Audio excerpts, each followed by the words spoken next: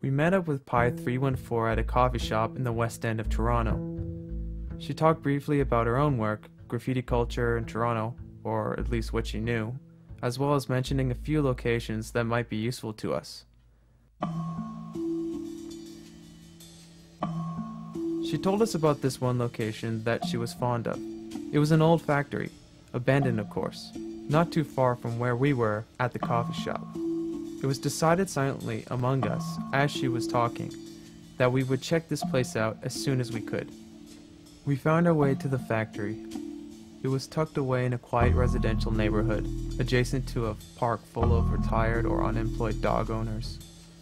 The building was old, worn, dilapidated, and obviously abandoned. Despite the broad daylight, we squeezed through a hole in the bark fence that surrounded the factory and entered its grounds.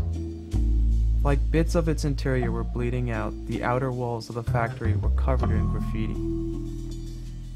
Most windows were shattered, boarded up, or worse, sealed off with bars. There was one window near the front that had its bars pried and popped. This was our entrance. This was our way in. Standing outside, we heard sounds coming from within. We went in regardless, for the documentary's sake. I met a young couple on a date brandishing a rusted pipe for self-defense. Inside the factory, the walls were covered with tags, characters, throw-ups, pieces in every color, a stark contrast to the gray-brown of the building. Wandering from room to room, floor to floor, the sheer volume of the works astounded us. Tucked away in a quiet corner, we found the tag of Pi 314.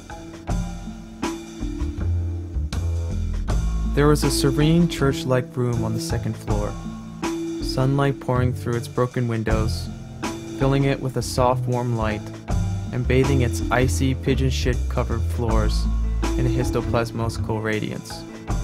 We left overwhelmed by the atmosphere of the building, and we couldn't wait to come back the following week, ready to capture the true essence of the space without the first-time awe. We made plans, then revised those plans, and then scrapped those plans for new ones until we found an approach we could all agree upon. We got there to find the pried and propped window was welded shut, with added bolts for safe measure. We found another way in. There was a window on the second floor that looked accessible, but extremely dangerous. Before we could attempt to enter the building, 2 police officers approached us. Most likely, a dog walker called us in. Cheery and with smiles on their faces, the police officers told us something about trespassing and illegal or serious. They escorted us off the property and questioned